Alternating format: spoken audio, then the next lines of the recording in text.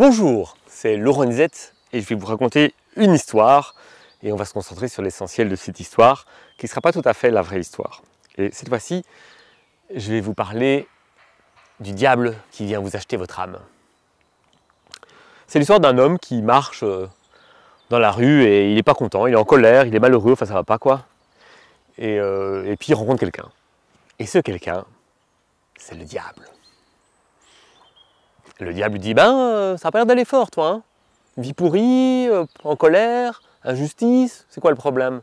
Et le mec dit, ouais, un peu tout ça, j'en ai marre de ce monde injuste, cette vie pourrie, franchement, on casse la planète, j'ai ras-le-bol. Tout le monde est méchant, enfin bon. Et le diable lui dit, écoute, j'ai une solution pour toi. Si tu veux, je t'achète ton âme, et en échange, tu peux faire 7 vœux. Là, le mec se retourne et dit, attends, 7 vœux, je peux vous demander ce que je veux? Et le diable dit, oui, ce que tu veux. Il me dit, attends, tu ris ou quoi? Ce que je veux? D'accord. Donne-moi ton contrat, je le signe et on y va. Le diable lui donne le contrat, il signe, et le gars fait son premier vœu. Écoute, moi, je veux un tas de trucs à bouffer.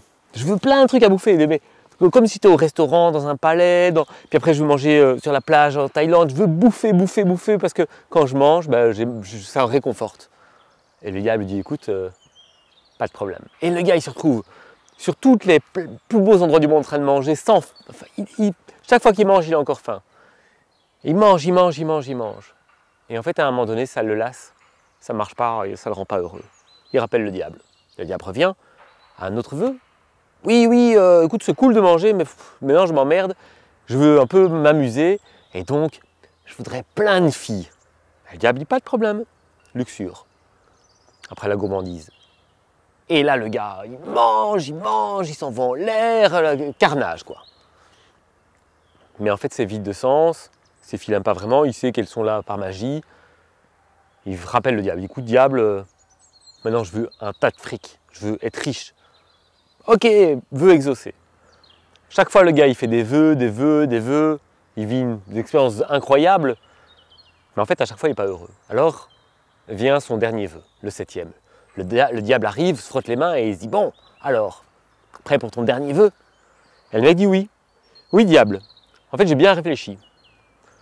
Chaque fois que je voulais quelque chose, tu me l'as donné. Pour ça, je te remercie. Mais en fait, à chaque fois que j'ai eu quelque chose, ça ne m'a pas rendu heureux. Je pensais, j'avais de la joie, je me suis éclaté, beaucoup de joie.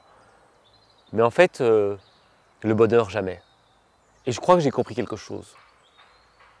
En fait, quand on reçoit des choses comme ça, sans avoir fait d'efforts, sans avoir bataillé, et bien en fait, on n'est pas heureux parce que ça ne nous appartient pas vraiment. En fait, ce qui est gai, c'est l'aventure. C'est l'aventure de réussir, d'être fier de soi, de réaliser ses talents, de faire des efforts. C'est en faisant des efforts qu'on est fier de soi. Et en fait, dans ma vie d'avant, je galérais, j'avais dur, mais je ne faisais pas assez d'efforts. Et je pense que si j'avais fait plus d'efforts, j'aurais obtenu peut-être pas autant de choses, mais le peu que j'aurais eu, j'aurais été fier de moi et j'aurais été heureux. Alors le diable commence à s'inquiéter. Et le gars dit, écoute, mon dernier vœu, tu vois la personne là-bas toute seule, elle a l'air malheureuse, c'était un peu comme moi avant, je veux qu'elle soit heureuse.